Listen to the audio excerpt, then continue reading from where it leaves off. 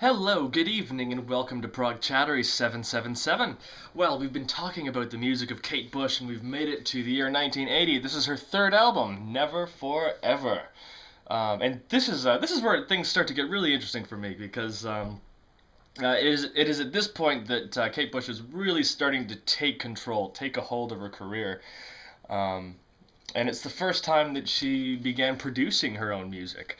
On the previous two albums, she was obviously the songwriter and the lyricist, and I think she had an awful lot of input as far as the arrangements of the songs go. She guided the musicians and made sure everything was done to her specs. But she wanted to learn more and get more hands-on experience on the actual studio end of things. Um, Also, at this point, she had firmly established that she didn't want to tour as well. She did the one big tour of life after the release of The Kick Inside in 1978, which was enormously successful and and enormously influential. That tour, huge. The scope of influence that came out of that is massive. Um, and so the fact that an artist of her age, as young as she was, and she was only working on her third album, the fact that she had convinced the record company that I can make my own records and I can produce my own records and I don't need to tour, that's pretty astonishing. That's a job well done. Way to stick it to the man. Um, so yeah, that's all quite interesting. She didn't produce the record entirely by herself. It is co-produced with John Kelly, who I believe produced the first two records. Don't quote me on that. I'm assuming that. I should probably look it up. Um, but yeah, like I said, it is a co-production record, but it is her starting to take control. Um, and yeah, musically, it's a very very dark album actually. Compared to, I mean, the other albums were the previous two albums, Kick Inside and Lionheart, do have their moments, but the second side of this one particularly is, deals with some pretty heavy duty concepts, um, and very interesting. Again, we're seeing her develop as a songwriter. Obviously, she was a very immensely talented songwriter, right off the beginning with the Kick Inside, but I think the fact that she was producing her own music now contributes to that darker quality. There's a little more experimental. There's more there's more of an adventurous album, I think. We're still dealing with collections of songs. About, I think it's 5 songs on the first side, 5 songs on the second, something like that. And that's quite good. It's all, you can also say it's arguably in the well, actually, yeah, arguably is the right word, because I'm not sure if I would consider this pop music. Really, it is quite dark, twisted stuff in a lot of cases. There's a couple of really beautiful moments on here too. Um, Again, referring to the production, there's a lot of cool sound effects that pop up on the album, which I think are really really cool. Um, and a couple of tracks particularly where they're integrated into the arrangement of the song really really nicely. Her vocals are absolutely on fire as they were, but she's because she's got that element of control in the production room. I think she was more willing and probably felt a little more liberated to experiment with her voice a little bit more and start reaching those soaring highs that she would certainly achieve. Um, Fantastic album cover. It's what it is a cosmic mother of all life kind of concept. I think that's what I've read out of it. But it is a great illustration. The detail in the image is quite cool. And then we get crazy Bat Kate on the back, which is, yeah, it's cool and weird, and I like cool weird things. So yeah, let's talk about the songs. The songs. Side one opens with Babooshka. This is a very famous song, possibly the most famous song on the album, I would think. One of the big famous ones. It is for all intents and purposes a pretty simple song, but again, lyrically, it's so interesting.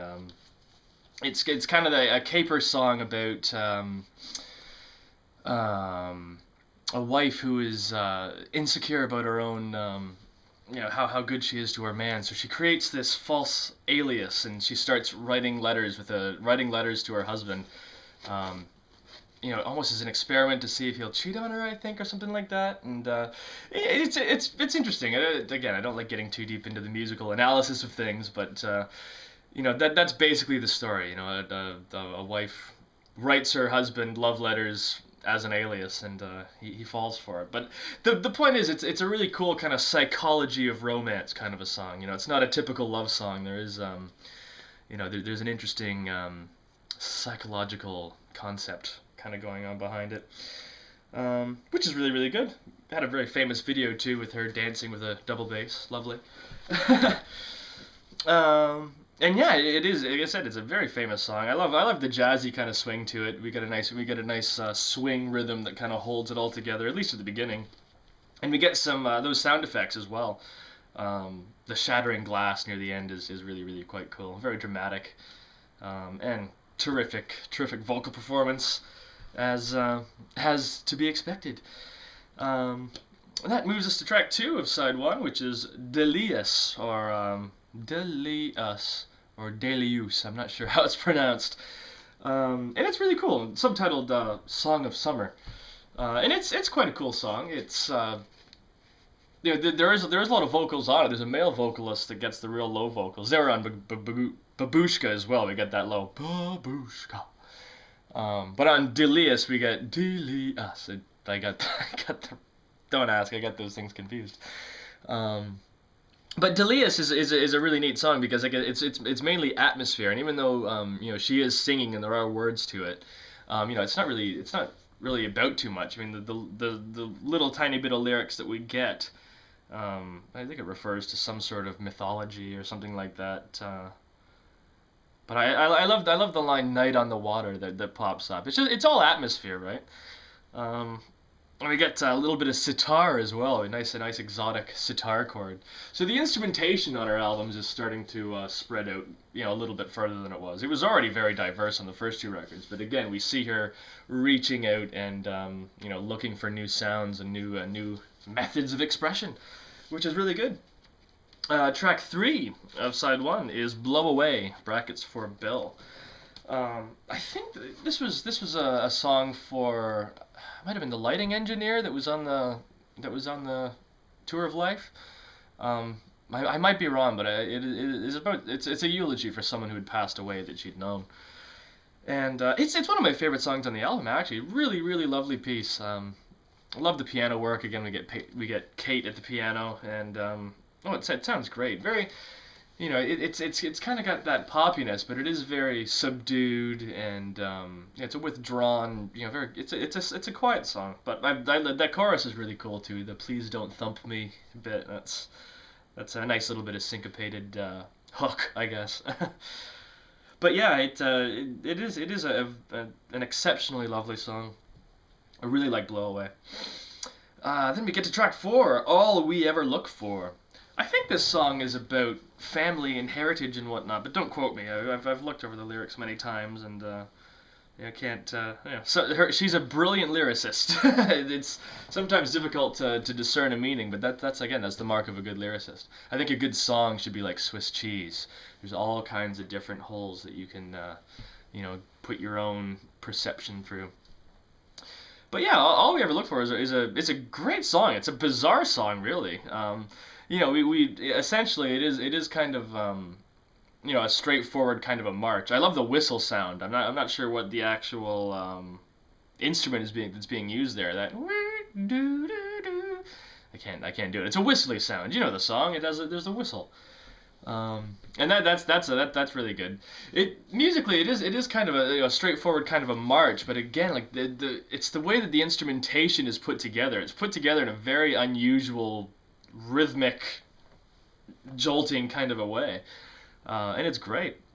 I love the middle section too, particularly where we get some of the sound effects. We get the sound of footsteps walking across a room and the doors closing, and there's all these kind of sound. There's a sound stage kind of set up, but every action that happens with the special effects is locked in the rhythm of the march, which is quite cool. It's neat that they got that to work so well, because I mean, every time the march has an accent, an action will happen, a door will slam or a foot will tap or whatever. I think it's really cool. It's interesting production technique. And then side one wraps up with its fifth track, which is Egypt, and I love this song. This is another one of my favorites on the album. That guitar line is just so mysterious, and it really conjures up images of Egypt, and that's something that Kate Bush does so well. Is she's brilliant at conveying concepts or feelings or images with music. I mean a lot of people are good at that. I mean that's kind of a lot of people listen to music because they like the images it conjures up, but Kate Bush is just so good at it. Like I said, I call it emotional intelligence. But yeah, Egypt is great. Like I said, the atmosphere of the song really brings images of the pyramids, and again, I love the lyrics, and the combination of lyrics and melody is just so brilliant. Like the line, "The pyramids sound lonely tonight." Oh, it's and again, coupled with that melody is so strong. I love the chant in the song too. That ah ah. That's brilliant. That's a great little bit of atmosphere. That is a very atmospheric song, and it's a song about Egypt. It's cool. It's got cool factor all over it. So with that, we flip the record all the way over to side two, the second side, and that opens with "The Wedding List," which great song. Probably on the album, it's the most typical of her early stuff. Wedding List kind of reminds me of a slightly crazier, slightly heavier version of, say, Full House from the previous album, Lionheart. But it does have a great energy to it. It is kind of a high energy rock song, and there's a lot of twists and turns in it, a lot of sudden changes. So again, you see that proggy thing, if I must mention that word. Yeah, and it's a really good song. What probably I would argue it could be her best vocal performance on the album is on The Wedding List. Let's see the lyrics here. It's got I wouldn't tell you the details of the song, but murder seems to be a theme. I think there's murder. References to guns and whatnot. Fair enough to say it's a murder song, but it is really good. And like I said, I think it's her best vocal performance on the album. She really belts out some phenomenal notes on that song. It's wonderful. The Wedding List, A track. All the songs on here are good. I say that about all of them. We get to track 2 of side 2. Track 7 overall. We get Violin.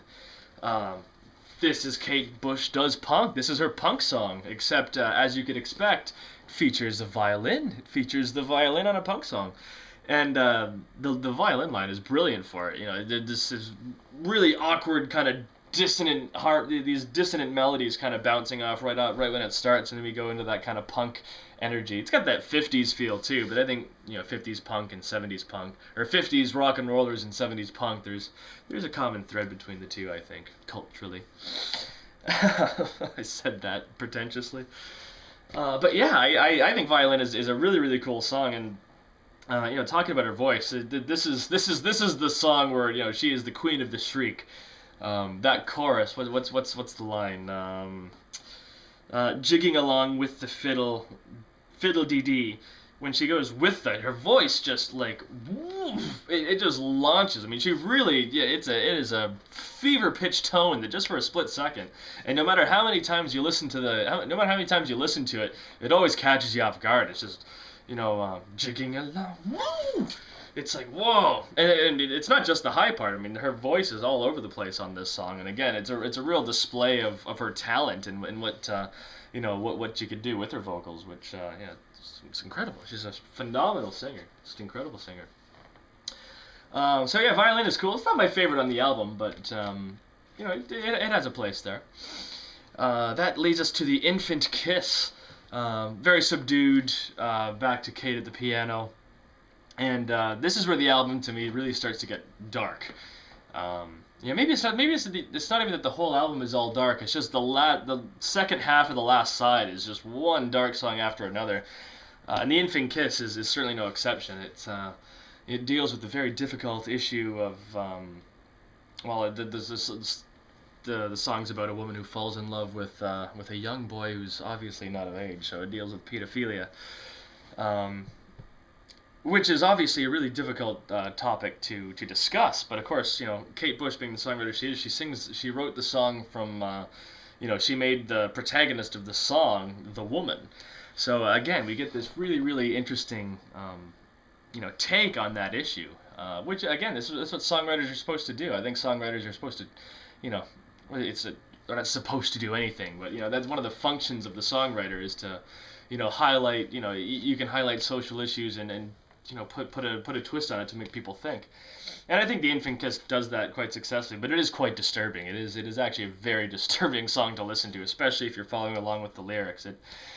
She's got a knack of writing songs that make you feel uncomfortable too, which, hey, like I said, that's a great thing. That's a good thing. Um, yeah. Infant Kiss wraps up, and we get Night Scented Stock.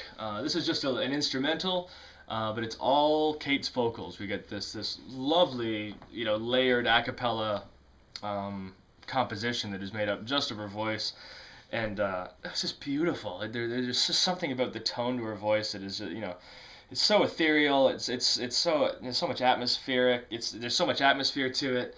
It's almost got a churchy vibe. There's a profoundness to it. Just the sound of it. Maybe eating my words. I may be saying such fancy words, but it really feels like that when you're exposed to that in the right environment and you hear her voice and you hear that layer. There's a sense of it's quiet time now. Something very profound is happening. But that's how I listen to all kinds of music. Really, heck. But yeah, Night Scented Stock is a great moment on the album. I really, really like it. And that leads us into Army Dreamers. This is another really famous song off the album. And again, another really dark song. An anti-war song. But again, like I've mentioned before, with Kate Bush, she's this remarkably intelligent songwriter with a great depth to her writing and a great depth to what she writes about. And it's so interesting because, she'll write about these topics that we've heard again and again and again by the typical songwriters. But what Kate Bush does is, she puts that, she gives the listener the female view of all, the female half of all things. She lets you kind of peer into that side.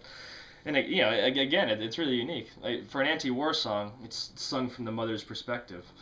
So there's obviously a very great sense of tragedy to it. And again, very, very dark. But I love the music. The music to it almost reminds me of, obviously I like the lyrics too. It sounded like I said, but I like the music. I love the lyrics. She's a brilliant lyricist. But the music to Army Dreamers almost reminds me of like a Tom Waits kind of a thing. That sludgy Tom Waits sound, I guess. It's got the Tom Waits thing, but we also get introduced to something that would become very big in Kate Bush's musical scope. There's a bit of that kind of Celtic folk influence, and as the albums went on, she'd always include at least one or two of those songs that have that really great ethnic Celtic vibe to it. And then, if you've been watching my Jethro Tull videos, you know that I like that kind of stuff. So that's great. So yeah, Army Dreamers is a really good song. Again, a great, brilliant vocal performance too. Some of those sound effects are back. We get the sound of the gun loading, and that's put rhythmically with the track, which is quite cool. And that leads us to the final track of the album, Breathing. And it doesn't get any lighter. This song is very dark. And again, I keep bringing it up. How she'll take on serious issues, but with a feminine slant. It's about nuclear fallout breathing. It's about the nuclear apocalypse, the nuclear holocaust, whatever horrible word you want to put to it. But this time, the song is being sung from an unborn baby in its mother's womb, breathing in, the fallout from outside while the baby's still in. So yeah, it's one of those really uncomfortable songs, but it's very, very powerful. The verses are very dramatic. I get that proggy thing with this song too. Very theatrical, dramatic verses, and I mentioned the emotional intelligence of her work. The chorus of this song really, it can really hit you if you're volatile at the time of listening. And then at the end we get the big heavy guitar riff as well, which I think is really, really cool. And there's a big atmospheric middle section. And after the whole thing's done, we get that long fade out, and then the bass, which again, just it really sets up that imagery of nuclear apocalypse. So yeah, heavy duty stuff. This is not run of the mill pop music by any stretch of the matter. This is a brilliant album. And like I said, I think this is where things start to get really interesting for me because like I said, she's starting to produce her own work now. She's got more of a hands-on position in the studio, and again that's going to influence the way she started writing and whatnot. So it's a very important album in the catalog, and it's got some of her best songs on it. I think all of her albums have some of her best songs on it. Let's be honest. But it is a classic, and if you're not familiar with Kate Bush, and you like the kind of proggy thing, and you like kind of art rock, if you like David Bowie, if you like Peter Gabriel, you really got to give this album a try because it is a brilliant recording. But her recordings would only get more brilliant as she went along. And we're going to talk about those next time. So please stick around. I'm going to be talking about The Dreaming by Kate Bush. Oh, that's going to be fun. Lots to talk about that one. So yeah, thank you for watching. Send me a like, send me a subscribe, throw me a comment or two, and we will see you all in the future. Thank you very much for watching, and cheers.